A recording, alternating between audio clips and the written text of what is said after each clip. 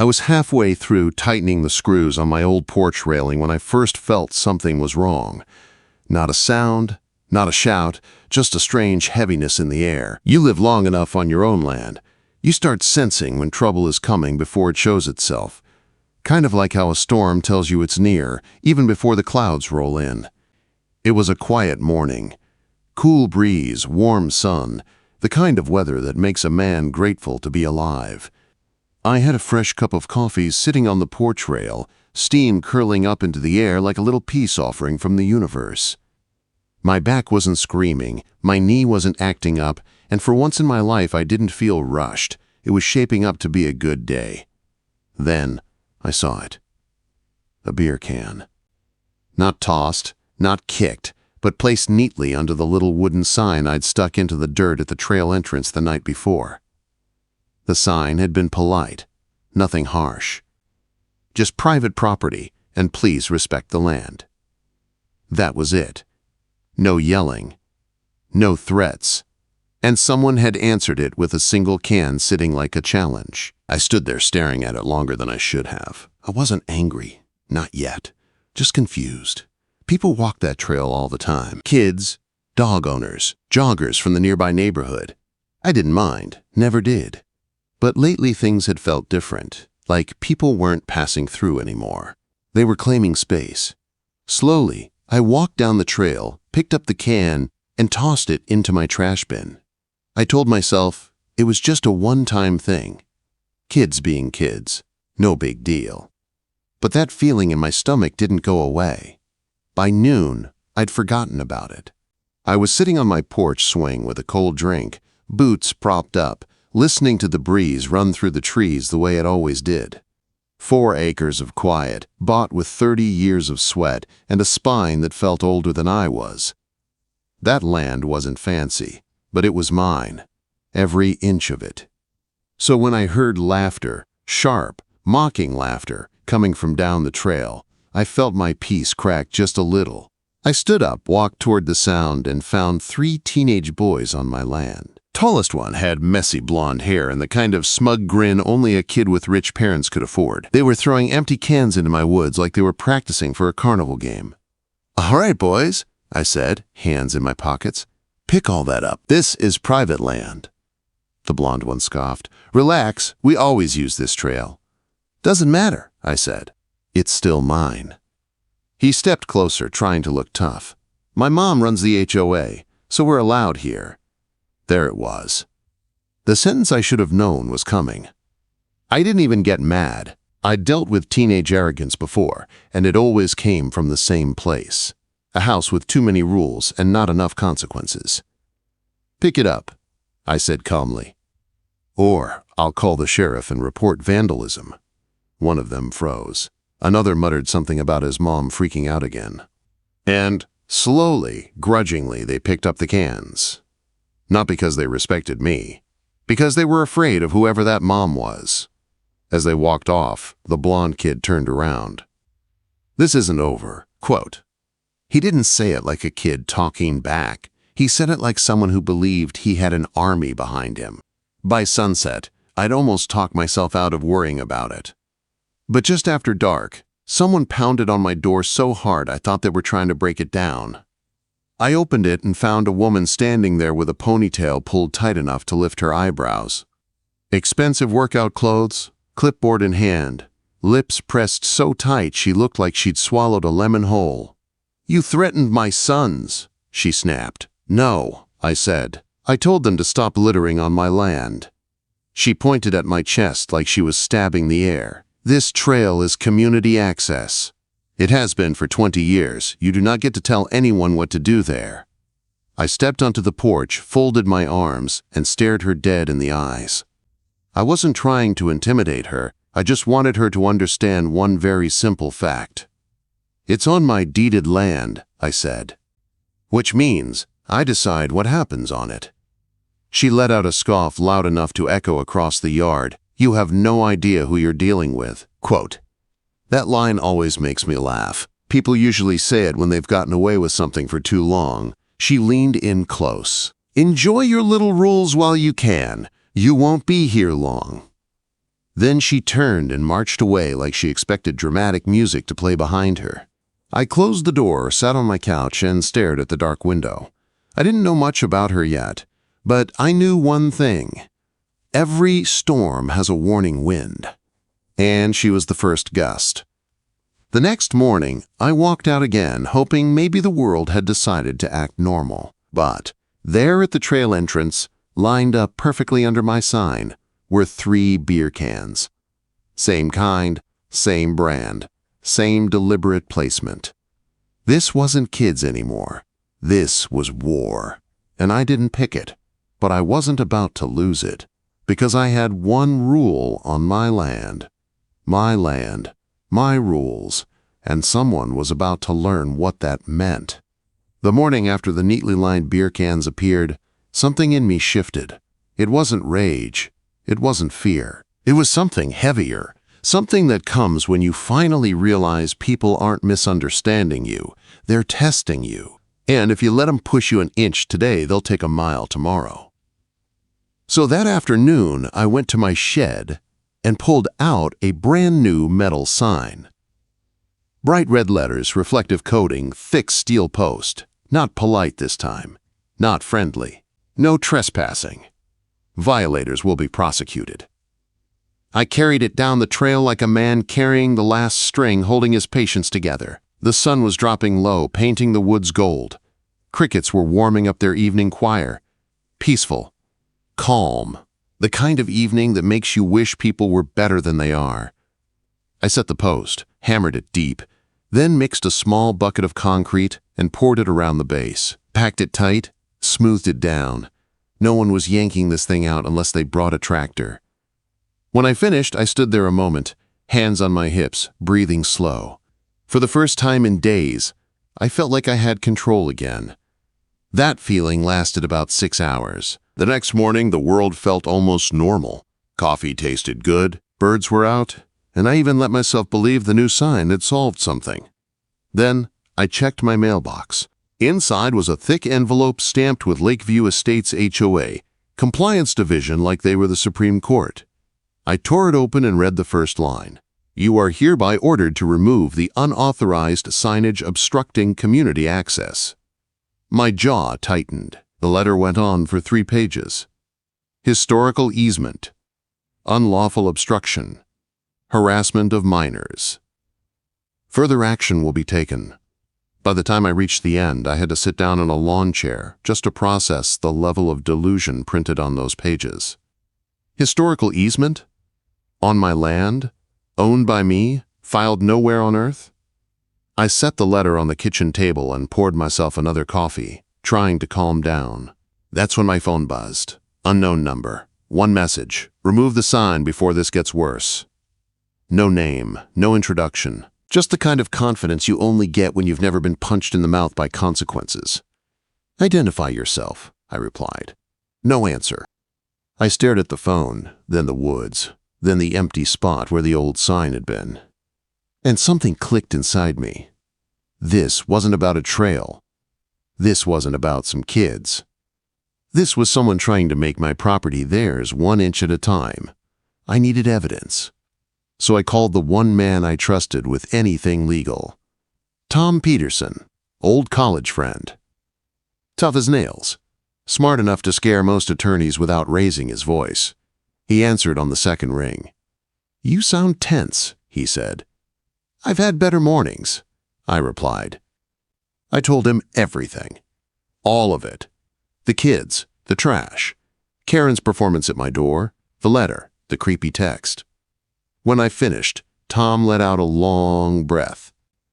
Get cameras, he said. Good ones. Today, you want proof before things get ugly. Think it's heading that way? Oh, it's already there, he said. People like that don't stop until someone forces them. Quote. So that afternoon, I drove into town and bought 4 top-notch outdoor cameras. Night vision, motion detection, cloud storage, the whole works. Cost more than my first truck, but peace isn't cheap when someone else is trying to steal it. By sunset, I had them installed. One watching the trail, one at the gate, one facing the porch, one covering the path to the lake. I tested the feed on my phone, crystal clear. Even a squirrel farting would set off the alert. For the first time in days, I felt ready. Let them try something. I was done guessing. They didn't even wait until the next day. At 9:14 a.m., my phone buzzed. Motion detection. Back trail. I opened the live feed and felt my blood go cold. 2 men, matching polo shirts, HOA logo stitched on the chest, walking straight toward my new sign. One had a walkie-talkie. The other carried a crowbar. They didn't try to hide it, didn't look nervous. They strolled up like they owned the place. The guy with the crowbar jammed it under the concrete set post and started wrenching it back and forth. And the audio. God bless that audio. Crowbar guy. Karen said just break it. She's tired of seeing it. Look out, guy. He's gonna lose his mind when he sees this gone. Crowbar guy laughed. He ain't doing nothing. Karen runs this neighborhood. Another grunt, another wrench, and then, with one last heave, the post snapped loose. They dragged the sign out of the ground like it was a trophy. The crowbar guy even spit on it. I sat on my porch watching the feed live, hands shaking with a mix of disbelief and quiet anger. Not hot anger, not wild anger, the cold kind. The kind that makes a man think clearly. Tom's voice echoed in my head. Don't interfere. Let them make mistakes. So I saved the footage, backed it up twice, uploaded it to the cloud, then emailed it to Tom with 2 words. It happened. He called within 30 seconds. This is gold, he said. They admitted everything on camera. You go file today, destroying posted property, trespassing, intimidation. Attach the video. Don't wait. So I did. I drove to the courthouse. Filed the report. Turned in the footage. The clerk watched the video twice and shook her head. Judge won't like this, she said. Good. I didn't need him to like it. I needed him to see it. By the time I got home and sat on my porch again, watching the cameras glow in night vision, I felt something I hadn't since this whole mess started. Confidence. Because Karen didn't know it yet, but she had just dug her own grave with a crowbar. And the next morning, she came back to my house. Not alone. She brought the same 2 officers. And she came ready for war. They showed up at noon. Not early enough to hide, not late enough to look casual. Just the perfect time for people who want to make a scene. I heard the gravel crunch under tires before I even reached the front window. A county cruiser rolled into my driveway. Same dull gray paint, same slow, heavy stop. And right behind it came a shiny SUV that looked like it had never seen a dirt road in its life. When the door opened, out stepped Karen. Same tight ponytail. Same I own this street walk. Same attitude that could sour milk from 50 yards away. I opened my front door and stepped onto the porch, phone recording quietly at my side. I didn't look angry. I didn't look scared. Just tired. Tired men are the ones people should fear the most. The 2 officers walked up, young Officer Myers hanging back like a kid forced into a bad group project, and Sergeant Dugan leading the charge with a frown that looked permanent. Mr. Hunt, Myers said, voice soft. Afternoon, I replied. But Karen stepped in front of both of them, holding that clipboard like it was a weapon. This man is unlawfully blocking community access, she snapped. He has refused every warning. You need to detain him if he continues to ignore HOA compliance. She talked like she wasn't standing on my land, like the officers worked for her. I lifted my phone slightly so the camera could see all 3 of them. I'm recording, I said calmly. Just so we all remember exactly who said what. Sergeant Dugan groaned like I'd insulted his boots. You need to take your sign down, Hunt, he said. We don't need to involve the courts. I blinked at him slowly. There is no sign, I said. Your HOA friends tore it out with a crowbar yesterday. Myers looked up fast. They did? And I've got video, I added. Karen's jaw twitched hard enough to crack a tooth. That footage is out of context, she hissed. I raised an eyebrow. Is there a context where holding a crowbar and bragging that Karen told us to break it looks good? That shut her up for a second. Long enough for Myers to look between us like he was realizing he'd walked into something way above his pay grade. Sergeant Duggan stepped closer, tone sharp. Listen, buddy. Not your buddy, I said. His face reddened. If we get any more calls that you're harassing residents, you will be detained. No questions asked. I held the camera steady. On what grounds? I asked. Private land? Illegal trespassing? Property destruction? Forged easements? That last one hit like a hammer. Karen's eyes snapped wide. Her mouth opened. She hadn't expected that. She didn't know yet. But someone inside her precious HOA had talked. Dugan shifted his weight. What forged easements? Quote. I smiled, slow and steady. Funny, you ask. I pulled up my email, clicked an attachment, played a 6-second audio clip. Karen's voice filled the porch. I don't care what the law says. That land is ours now. We'll make him comply. Myers froze. Dugan's eyes went wide. Karen stepped back like someone had punched the air out of her. Where did you get that? She snapped. From one of your own, I said. Your compliance team is tired of covering your lies. She turned red, anger, fear, embarrassment, all swirling at once. You have no right. I have every right, I cut in, because now this is evidence. Dugan looked at Karen sharply. Ma'am, did you forge documents? Of course not, Karen yelled. He's lying. I lifted my phone. I have the PDFs, the dates, the metadata. 3 versions of the same forged signature, and a courtroom is going to love every bit of it. The young officer stepped aside. The sergeant looked lost. And Karen, well, Karen looked like someone who'd just watched her kingdom start to crumble. She pointed a shaking finger at me. You think you've won? You haven't won anything, quote. I stepped off my porch, just one slow step, no anger in my voice. I didn't come here looking for a fight, I said. I wanted peace, but you tried to steal my land, lied to your board, sent people with crowbars, dragged police into your mess, and forged documents to make it look legal. I raised the phone between us. You did all of that, not me. For the first time since I met her, Karen had no words. Sergeant Dugan cleared his throat. Mr. Hunt, he said, I think we need to file a report, immediately. No, I replied, you need to go talk to the sheriff, and I need to talk to my attorney. He nodded slowly. Yes, sir. Myers added quietly, for what it's worth. I'm sorry. Karen spun around, stomped toward her SUV, and slammed the door so hard her sunglasses fell off her head. The officers followed her down the driveway, and for a moment, the world went still again. Then my phone buzzed. Tom. Ron, he said, the judge saw the footage and the forged documents. He's granting the injunction. What does that mean? Quote. It means, Tom replied, the HOA must stay off your land, permanently, and Karen is facing criminal charges.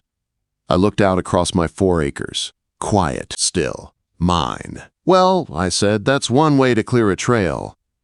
That evening, I walked down to the place where my stolen sign once stood. The concrete was still cracked. The dirt still disturbed. But the land was peaceful again.